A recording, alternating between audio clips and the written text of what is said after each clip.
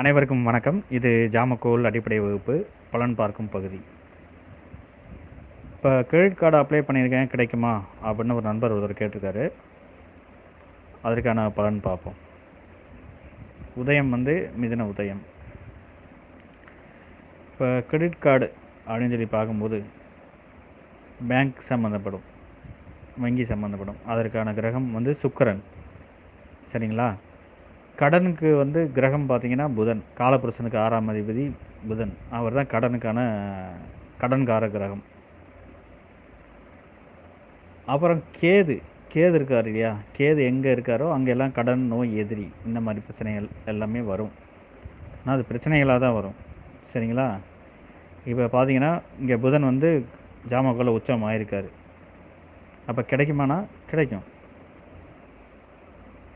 உதயத்துக்கு 5ஆம் இடத்துல ஆருடம் இருக்குது. அந்த 5ஆம் இடத்துல பார்த்தீங்கன்னா புதன் வக்கரமாகி உள்கட்டத்தில் வக்கரமாகிருக்காரு. நீச்ச சிக்கரோனா பரிவர்த்தனை ஆகிறது. அப்போ முதல் ட்ரை பண்ணும்போது கிடைக்காது. பரிவர்த்தனால முதல்ல ட்ரை பண்ணனால கிடைக்காது. ரெண்டாவது ட்ரை பண்ணும்போது கிடைக்கும்.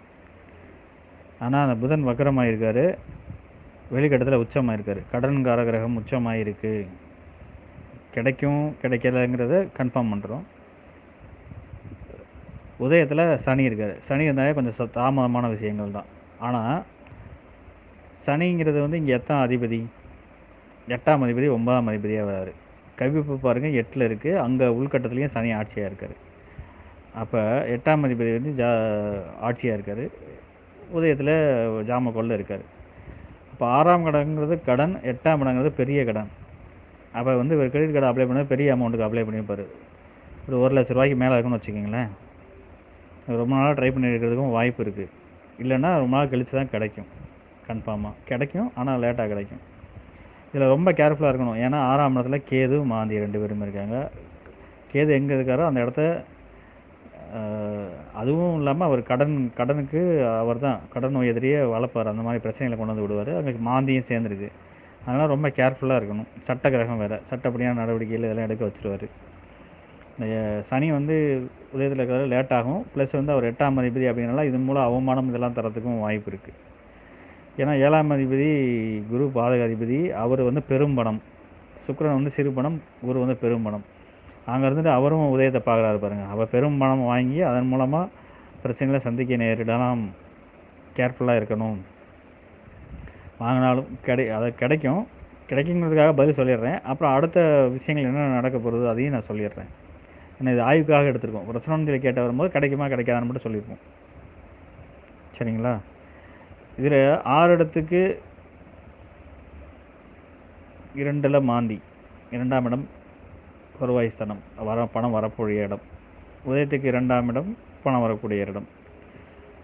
அந்த உதயத்துக்கு 2ஆம் அதிபதி சந்திரன் எங்கே இருக்கார்? 12ல் இருக்கார். அங்கே ராகு இருக்காரா? அப்போ அதுவும் பிரச்சனையை காமிக்குது. 6 இடத்துக்கு 2ஆம் இடம் செவ்வாய். அந்த செவ்வாய் எங்கே இருக்கார்? 6 இடத்துக்கு 6ல் இருக்கார். அதுவும் கடனை காமிக்குதா? அங்கேயும் பாருங்கள் வெளிக்கட்டத்தில் ராகு இருக்கார். அதனால் கேர்ஃபுல்லாக இருக்கணும். என்னடா என்ன பிரச்சனை மட்டும் பிரச்சனைகளே நிறையா வருது. பாசிட்டிவான விஷயங்கள் எந்த விஷயம் எடுத்தாலும் பிரச்சனைகள் வரும். பிரச்சனைக்காக தான் முதல்ல ஜாதகமும் பிரச்சனமும் பார்ப்பாங்க. இதெல்லாம் எதுக்கு சொல்கிறதுனா கேர்ஃபுல்லாக இருந்துக்குங்க அப்படிங்கிறதுக்காக சொல்கிறது. நடக்கிற மாதிரி இருக்கும், அதனால் எச்சரிக்கையாக இருந்துக்குங்க அப்படின்னு சொல்கிறது தான். சரிங்களா? கிரெடிட் கார்டு கிடைக்கும், ஆனால் லேட்டாக கிடைக்கும். ஏற்கனவே அப்ளை பண்ணியிருந்தால் முதல் டைம் ரிஜெக்ட் ஆகிட்டு 2வது டைம் அப்ளை பண்ணும்போது கிடைக்கும். இது அப்ளை பண்ணது 2வது டைமாக இருந்தால் கிடைக்கிறதுக்கு வாய்ப்பு இருக்குது. சரிங்களா சார்? நன்றி.